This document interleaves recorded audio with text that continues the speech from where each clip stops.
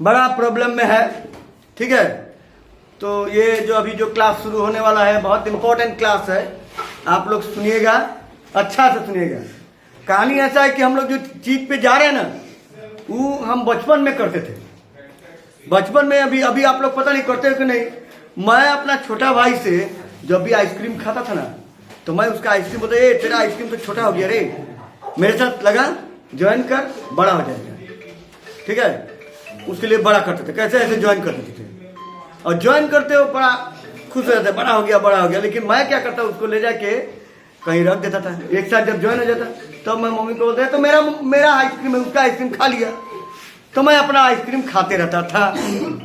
ठीक है, तो उसका क्या करते थे हम लोग, उसमें हम लोग ये प्रोसेस ऑफ 2 आइस का टुकड़ा का ज्वाइन करना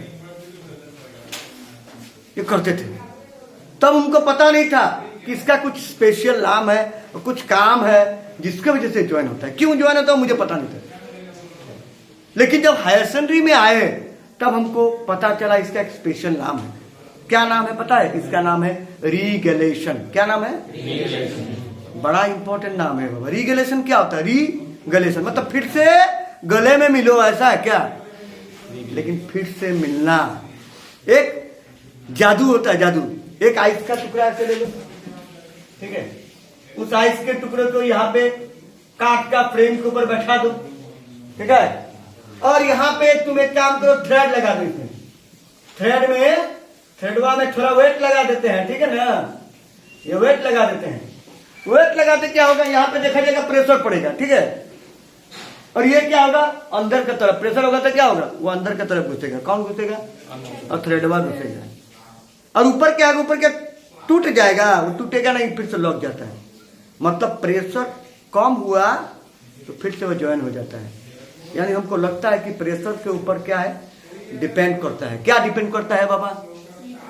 हाँ, वो ज्वाइनिंग होता, ठीक है, यानी मेल्टिंग पॉइंट, बॉइलिंग पॉइंट, क्या क्या बोलते हैं ना, वो सब ज्वाइन डिपेंड करता है।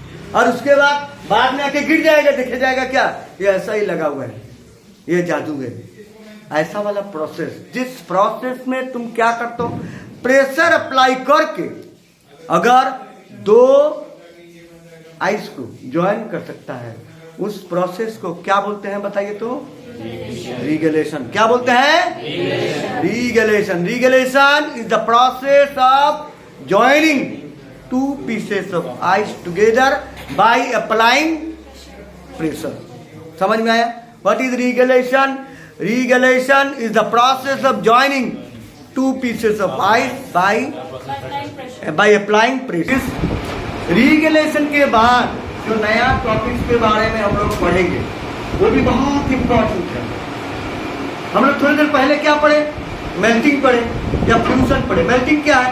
The process of conversion of solid to liquid state with the absorption of heat is known as melting or fusion. लेकिन मेल्टिंग का कुछ नियम है, जैसे बिना नियम के चलेंगे तो बहुत प्रॉब्लम हो जाएगा। मेल्टिंग का सबसे पहला नियम क्या है पता है? Every liquid starts melting at a certain fixed temperature depend upon external pressure. मतलब नहीं समझना, यहाँ जो किए थे, ये प्रेशर अगर ज्यादा होगा तो मेल्टिंग पॉइंट क्या होगा, तो डिफरेंट होगा। प्रेशर अगर कम होगा तो मेल्टिंग पॉइंट भी डिफरेंट होगा। यानी ये जो मेल्टिंग पॉइंट है वो डिपेंड करता है किसके ऊपर? एक्सटर्नल प्रेशर के ऊपर। तो पहला नियम जो है उसको बोलते हैं लॉज ऑफ फ्यूजन। पहला नियम क्या होता है? Every liquid start melting at a certain fixed temperature and that temperature is known what? क्या बोलते हैं उस टेम्परेचर को? Melting point. समझ में आया? लेकिन वो melting point depends upon external pressure. External pressure कितना हो रहा है उसके ऊपर डिपेंड करेगा। समझ में आया कि नहीं? पहला बात यह है, every liquid start melting at a certain fixed point depending upon external pressure. समझ में आया? कोई गड़बड़ है नहीं ना? ठीक है, पहला लोग तो हम लोग सुन लिए, अब दूसरा लोग क्या बोलता है उसके बारे में सबको सोचता है कि क्या है, दूसरा लोग का है, न्यूटन का सेकंड लोग का जैसे है क्या, ऐसा नहीं। दूसरा लोग दूसरे तरह से बोलता है कि बोला है कि सपोज ये सोच लो एक सॉलिड है, सोच लो ऐसा एक सॉलिड है, ठीक है, ये सॉलिड लिक्विड बनना शुरू करता है तब वो 110 डिग्री टेम्परेचर, कितना डिग्री टेम्परेचर में, सपोज 110 डिग्री, ठीक है। अब यहाँ तक 110 डिग्री में हुआ तो ये कब 150 में होगा, 170 में होगा, ऐसा नहीं है। जब तक ये पूरा सॉलिड लिक्विड में कन्वर्ट नहीं हो जाएगा तब तक इसका टेम्परेचर सेम रहेगा। मतलब मेल्टिंग पॉइंट ऑफ लिक्विड जो सॉलिड जो है, सॉलिड जो है वो हमेशा फिक्स रहेगा, ठीक है। सॉलिड से लिक्विड कन्वर्ट होना शुरू हुआ, जब तक ये पूरा मेल्ट नहीं होगा तब तक क्या रहेगा, इसका टेम्परेचर फिक्स रहेगा। दूसरा पॉइंट क्या बोले हैं,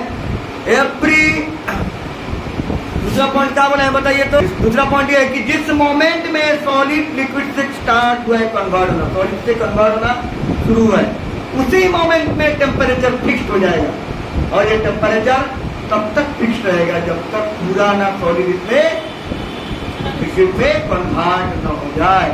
यानी क्या बोलेंगे, the moment solid start or get converted into liquid, its temperature become fixed and it will continue to remain fixed until the solid get converted into liquid। समझ में आया कि नहीं? जिस मोमेंट में सॉलिड क्या होगा, सॉलिड कन्वर्ट होना शुरू होगा लिक्विड में, वो टेम्परेचर क्या हो जाएगा, फिक्स्ड हो जाएगा। और ये टेम्परेचर कब तक फिक्स्ड रहेगा, जब तक पूरा सॉलिड कन्वर्ट नहीं हो जाता लिक्विड। ये कौन सा लो है, दूसरा लो। 2 नंबर गया, अब 3 नंबर पे आते हैं। पहला लो गया, दूसरा लो गया, तीसरा नंबर लो भी आना चाहिए। बोलते हैं कि अगर एक यूनिट सॉलिड अमाउंट ऑफ क्या चाहिए, सॉलिड है तुम्हारे पास, यूनिट अमाउंट ऑफ मतलब क्या, 1 ग्राम का मास या 1 kg का मास का सॉलिड आपके पास है, ठीक है। कितना है, 1 ग्राम या 1 kg का मास का सॉलिड है आपके पास। इस यूनिट अमाउंट ऑफ सॉलिड को लिक्विड में कन्वर्ट करने के लिए कुछ amount of heat, fixed amount of heat चाहिए, ठीक है। ये जो फिक्स्ड अमाउंट ऑफ हीट होगा इसका नाम होगा लेटेंट हीट ऑफ फ्यूजन। यानी 3 नंबर लो ये बोलता है the unit amount of solid requires a certain fixed amount of heat to convert it into liquid and that certain fixed amount of heat is known as what? Latent heat of fusion। Latent heat of fusion क्या है, the unit amount of substance require a certain fixed amount of heat to get it converted from solid to liquid state and that unit that amount of heat is known as what? Specific latent heat of fusion। Specific मतलब उतना ही, ठीक है, unit amount के लिए specific होता है। समझ में आया, क्लियर है। नेक्स्ट 2 लो 3 लो चला गया, इसमें ना 4 लो भी आता है। चौथा लो कहाँ है जानते हो, हम लोग सॉलिड को लिक्विड में कन्वर्ट करते हैं, यही को और इसी को, इसी जो पेन है पेनवा को अगर हम लोग लिक्विड में कन्वर्ट करेंगे इतना बड़ा रहेगा, इतना बड़ा ना नहीं रहेगा ना, साइज छोटा हो जाएगा। तो सॉलिड को हम लिक्विड में कन्वर्ट करते हैं ना तो उसका वॉल्यूम चेंज होता है। इसको और एक लो में बनाते हैं, every solid gate convert when get converted into liquid its volume remain same और चेंजेस ना। तो क्या बोलेंगे इसका 4 नंबर लो, 4 नंबर लो क्या बोले, every solid get when gets converted into liquid its volume changes। Again I am repeating, every solid gets converted, when gets converted into liquid, its volume remains same or changes, ठीक है। अब जो है 5वां लो, ये क्या बोलता है पता है, हम लोग जानते हैं कि हर सब्सटेंस एक्सपांड होता है या कॉन्ट्रैक्ट होता है, जो भी वॉल्यूम चेंज हो, वॉल्यूम चेंज होगा ना। हमने थोड़ी देर पहले पढ़ा, चौथा में क्या पढ़ा, एवरी सब्सटेंस पर changes is volume under when there is a when there is conversion of solid to liquid, जब भी एक सब्सटेंस को सॉलिड में लिक्विड में कन्वर्ट करते हैं तो सब्सटेंस का क्या होता है, सब्सटेंस एक्सपांड या कॉन्ट्रैक्ट होता है, यानी वॉल्यूम चेंज होगा। अब ई सुन के दूसरा एक लो आ गया। वो लो बोला कि जितना भी सब्सटेंस, दुनिया का जितना भी सब्सटेंस है, वो जब एक्सपांड, अगर हीट करने के बाद, सॉलिड से लिक्विड करने के बाद उसका अगर वॉल्यूम इंक्रीज होता है ना, तो प्रेशर इंक्रीज करेगा तो मेल्टिंग पॉइंट इंक्रीज होगा। समझ में आया? दुनिया का जितना भी सब्सटेंस है, अगर वो सब्सटेंस सॉलिड से लिक्विड में जब कन्वर्ट होता है, अगर वो सब्सटेंस एक्सपांड हुआ तो प्रेशर इंक्रीज करने से मेल्टिंग पॉइंट इंक्रीज होगा। और जो सब्सटेंस कॉन्ट्रैक्ट होता है उसमें क्या होता है कि अगर प्रेशर इंक्रीज करे तो मेल्टिंग पॉइंट डिक्रीज होता है। ये और एक लो है। यही 5 लो किसका लो है? लो ऑफ फ्यूजन। समझ में आया? तो 5वां लो के बारे में अच्छा से ध्यान देना। हम लोगों को सॉलिड से लेके लिक्विड कैसे कन्वर्ट होता है पता चल गया, प्रेशर क्या होता है, उसमें कैसे इफेक्ट होता है, मेल्टिंग पॉइंट कैसे चेंज होता है, ये सारे हम लोग को पता चल गए। अब हम लोगों को क्या कन्वर्ट करना है कि लिक्विड से गैस में कैसे कन्वर्ट होता है उसके बारे में सुनना है। लिक्विड से जो गैस में कन्वर्ट होता है उसको क्या बोलते हैं पता है? इन जनरल बोलते हैं वेपोराइजेशन। क्या बोलते हैं? वेपोराइजेशन।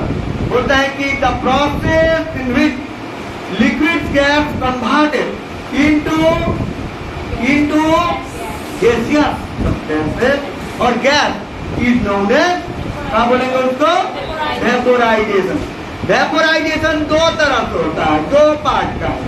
एक वेपोराइजेशन को बोलते हैं बॉइलिंग। क्या बोलते हैं? बॉइलिंग। और दूसरा, बॉइलिंग का दूसरा नाम है इवापोरेशन। और दूसरा है, सॉरी, एक है बॉइलिंग और दूसरा का नाम है इवापोरेशन। ठीक है, एक है बॉइलिंग और दूसरा का नाम है इवापोरेशन। इवापोरेशन क्या है और बॉइलिंग क्या है बहुत बच्चों को पता नहीं।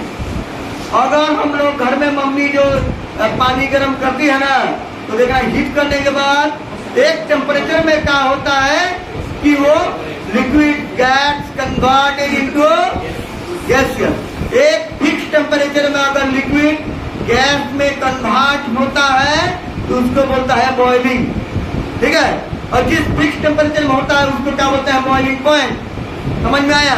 और वैसा ही अगर क्या हो रहा है कि लिक्विड को तुम गैस में कन्वर्ट कर रहे हो कोई भी टेम्परेचर में, ये जो कपड़ा जो अगर भीग जाता है तो हम लोग क्या करते हैं? फैनवा के नीचे सुखाने के लिए रखते हैं, हाथ निकलते हैं तो सूख जाता है, टाइम लगता है थोड़ा। कोई भी टेम्परेचर में उधर आजकल जाके देखना धीरे धीरे नदी सूख रहा है। कुछ दिन पहले जब बाढ़ आया था, अभी क्या है? सूख रहा है, नदी का पानी कम हो रहा है। समझ में आया? क्योंकि वो टेम्परेचर, हाँ टेम्परेचर में वो क्या हो रहा है? वो इवापोरेशन हो रहा है, मतलब वो पानी खींच रहा है। ठीक है, ये जो प्रोसेस होता है कोई भी टेम्परेचर में लिक्विड से अगर गैस में कन्वर्ट होता है तो उसको क्या बोलता है? इवापोरेशन। और एक फिक्स टेम्परेचर में अगर लिक्विड से गैस में कन्वर्ट होता है उसको क्या बोलते हैं? बॉइलिंग। यानी 2 प्रोसेस है इवापोराइजेशन का। एक प्रोसेस का नाम का है बॉइलिंग और दूसरा का नाम का है इवापोरेशन। बॉइलिंग एक ऐसा प्रोसेस है जिस प्रोसेस में, मतलब वो प्रोसेस कैसा है? इसमें फिक्स टेम्परेचर में सॉलिड से, सॉरी, लिक्विड से गैस में कन्वर्ट होगा।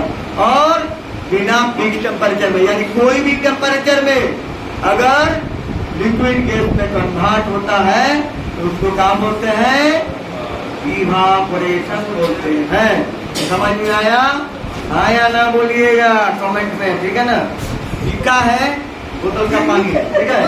अगर इसका इवापोरेशन होगा, ठीक है, अगर इवापोरेशन होगा तो याद रखना ये जो है पूरा, जब ये जब बॉइलिंग होता है फटाफट देखना इसका पानी का जो वैल्यू जो है, जो मास है वो कम होता है, फटाफट कम हो जाएगा, ठीक है। लेकिन अगर इवापोरेशन होगा तो बड़ा स्लोली होगा, इसको पता ही नहीं चलेगा कि इससे मास उड़ रहा है, ठीक है। इसलिए ये जो प्रोसेस है ये बहुत ही स्लो प्रोसेस है, और ये प्रोसेस जो है ये स्लो है, साथ में क्या है, whole mass of the liquid को डिस्टर्ब नहीं करेगा। और तीसरा इंपॉर्टेंट पॉइंट है ये है कि कोई भी टेम्परेचर में इवापोरेशन हो सकता है। ठीक है, जैसे अगर बॉइलिंग होगा तो क्या होगा कि अभी बॉइल के संगे संग देखना इसका मास ऑफ लिक्विड कन्वर्ट होना शुरू हो जाएगा। ठीक है, बॉइलिंग होने से संगे संग मास ऑफ लिक्विड कन्वर्ट हो जाता है, मतलब लिक्विड जो गैस में कन्वर्ट है इसका मास कम होना शुरू हो जाता है। लेकिन इवापोरेशन होने से क्या होता है कि धीरे धीरे कम होता है। तुमको समझने में थोड़ा टाइम लगेगा कि कैसे यहाँ से मास निकल गया, तुमको पता ही नहीं चलेगा। ठीक है, दूसरा है कि इसका कोई भी टेम्परेचर में ये क्या हो सकता है, बॉइलिंग हो इवापोरेशन हो सकता है, लेकिन बॉइलिंग एक फिक्स टेम्परेचर में ही होगा। तीसरा और है क्या, इसका सबसे इम्पोर्टेंट प्रोसेस क्या, ये प्रोसेस जो है स्लो प्रोसेस है। Evaporation takes place at any temperature and it will not hamper the, it will not affect the mass of the solid, suddenly it will not affect। ठीक है, ये important point आप लोग को जान के रखना पड़ेगा कि बॉइलिंग कैसे और इवापोरेशन कैसे होता है। इवापोरेशन और बॉइलिंग में दो इम्पोर्टेंट डिफरेंस है। एक इम्पोर्टेंट डिफरेंस यह है कि इवापोरेशन स्लो प्रोसेस है और बॉइलिंग जो है वो रैपिड प्रोसेस है।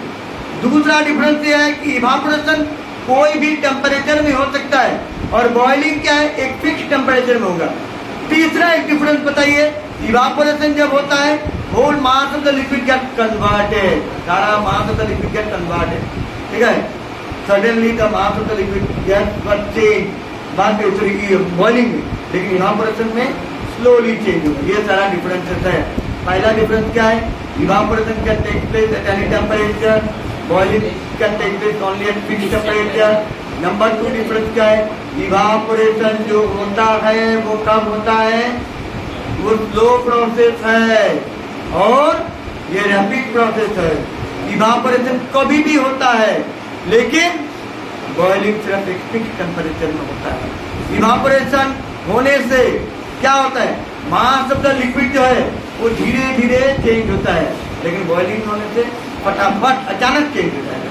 ये सारा डिफरेंसेस है, ये डिफरेंसेस जान के रखना है आप लोगों को। ठीक है, और एक इम्पोर्टेंट डिफरेंस है, जो इवापोरेशन होता है ना वो सरफेस ऑफ द वाटर में होता है। ठीक है, सरफेस, और बॉइलिंग जो होता है through out the mass of the liquid होता है। सो 4 डिफरेंस हम लोगों को मिल गया। नंबर 1 क्या है, evaporation takes place at any temperature. Number 1 उधर क्या है, बॉइलिंग में boiling takes place at fixed temperature. Number 2 क्या है, evaporation is slow process. Boiling क्या है बॉइलिंग रैपिड प्रोसेस। नंबर 3 क्या है, evaporation takes place only at the surface of the liquid and boiling takes place throughout the mass of the liquid. Number 4 क्या है, evaporation जो होता है suddenly उसका मास चेंज नहीं करता है, धीरे धीरे मास चेंज होता है लिक्विड का, और बॉइलिंग में सडनली मास चेंज हो जाता है। ये सारा डिफरेंसेस है इसका, इवापोरेशन और बॉइलिंग का। ये डिफरेंस अच्छी तरह से याद रखना, एग्जाम में पूछता है। लेकिन what is the difference between evaporation and boiling, easy question होता है क्लास 11 के लिए, इंपॉर्टेंट क्वेश्चन है, इजी क्वेश्चन है। What is the difference between evaporation and boiling. और हम लोगों का जैसे बच्चे लोग है ना, हम लोग क्या करते हैं, याद कर सकते हैं क्या होता है, एक से करते हैं, कहाँ से आया इवापोरेशन, कहाँ से आया बॉइलिंग, तो पढ़ते नहीं है, सोचते हैं कि आ जाएगा, अपने आप आ जाएगा। एक बार रिविजन दे के देखना, जो पढ़ाते हैं उन चीज को थोड़ा थोड़ा बार बार वीडियो देखना, बार बार वीडियो को देखना, तो क्या होगा, बार बार देखने से वो चीज क्या होगा, परमानेंटली इधर आके घुस जाएगा। और परमानेंटली घुस जाने से एग्जाम में पूछना नहीं पड़ेगा दोस्तों से। लड़की लोग को लड़का से देखना नहीं पड़ेगा कि लड़कों को देखते हैं, कोई लड़का दिखा रहा है, कोई लड़का दिखा रहा है, लड़की लोग तो क्या करते हैं, लड़कों लोग ऐसे करके देखेंगे लड़का। ये जो प्रोसेस है ना, ये जो प्रोसेस है कि लड़कियों ऐसे करके बाल घुमा दिया, लड़का देख लड़कों को दिखा देता है, और दिखाने के बाद रिजल्ट क्या होता है पता है, लड़का भी फेल लड़की भी फेल। क्योंकि लड़का उस लड़की का चक्कर में क्या करता है, पूरा गलत लिख लेता है, और लड़की जो उसको उलट लेता है, देख के फेल, दोनों फेल। तो अगर पास करना है तो वीडियो को बार बार देखो, बार बार देखते रहो, अच्छा से देखो, उसको लर्निंग को परमानेंटली करो। लर्निंग को परमानेंटली करो तो किसी को किसी का मदद का जरूरत नहीं, अपने आप एग्जाम में लिख सको। किसी को पूछने का जरूरत नहीं होगा। ठीक है, तो इम्पोर्टेंट चीज है जिसके बारे में हम लोग बोलना चाहते हैं, वो एक ऐसा चीज है कि तुमको जान लेना पड़ेगा किस फैक्टर, क्या फैक्टर है जो इवापोरेशन को इफेक्ट कर सकता है। इवापोरेशन को कौन कौन सा फैक्टर इफेक्ट कर सकता है? पहला फैक्टर है जो nature of liquid. Nature of liquid मतलब क्या है? नेचर ऑफ लिक्विड जो है, लिक्विड किस तरह का है? लिक्विड जनरली हम लोग जानते हैं दो तरह का है जनरली, एक होता है वोलाटाइल, दूसरा होता है नॉन वोलाटाइल। वोलाटाइल लिक्विड जो जिसमें अल्कोहलिक सब्सटेंस है या ईथर है, जैसे हम लोग कहते हैं शर्ट का बोतल, वो कैसा रहता है? परफ्यूम का बोतल कैसा रहता है? ऊपर नेक जो है वो छोटा रहता है। क्यों छोटा रहता है? क्योंकि फटाफट उड़ ना जाए। अगर हम लोग का मन है कि किसी को अगर सेंट से नहलाने का, परफ्यूम से नहलाने का, तो क्या करेंगे? एक बोतल परफ्यूम लेके उसको फेंक दिए, ठीक है, और एक बोतल पानी लेके दूसरे के ऊपर फेंक दिए। देखना जिसमें परफ्यूम एक बोतल पानी लेके, एक बोतल पानी जिसमें फेंका है वो थोड़ा देर तक सूखेगा, कपड़ा जो है उसका कपड़ा सूखने में थोड़ा देर तक सूखेगा। लेकिन जिसमें तुमने जिसको तुमने परफ्यूम से नहाया वो जल्द से जल्द सूख जाएगा। क्यों? क्योंकि वो वोलाटाइल लिक्विड है। वोलाटाइल लिक्विड का सबसे पहला कर्तव्य क्या है कि वो जल्दी जल्दी इवापोरेट हो जाएगा। उसका बॉन्डिंग जो है, लिक्विड्स का जो बॉन्डिंग है वो बहुत ईजी है। फट से OH सरफेस है ना, अल्कोहलिक मतलब OH है ना, तो फटाफट निकल जाएगा, H2O हवा के साथ मिलकर फटाफट वो इवापोरेट हो जाएगा। तो rate of evaporation is greater in volatile and less in non volatile. ये है वोलाटाइल और नॉन वोलाटाइल लिक्विड का कर्तव्य, यानी उसका नियम, यानी उसका रूल जो वो करता है। दूसरा जो है इंपॉर्टेंट पॉइंट है, दूसरा जो इंपॉर्टेंट पॉइंट है वो टेम्परेचर ऑफ द लिक्विड। अगर तुम 2 ग्लास पानी लिया है, एक ग्लास पानी का टेम्परेचर सोच लो रखा है कितना, 80 डिग्री सेंटीग्रेड में, और दूसरा ग्लास पानी कितना है, 10 डिग्री सेंटीग्रेड में। तो जिसका टेम्परेचर ज्यादा होगा वो जल्दी इवापोरेट होगा, और जिसका टेम्परेचर कम है वो कम, थोड़ा टाइम लगेगा उसको इवापोरेट होने। यानी टेम्परेचर ऑफ द सब्सटेंस अगर ज्यादा है तो क्या होगा? टेम्परेचर ज्यादा है तो वो जल्दी इवापोरेट होगा।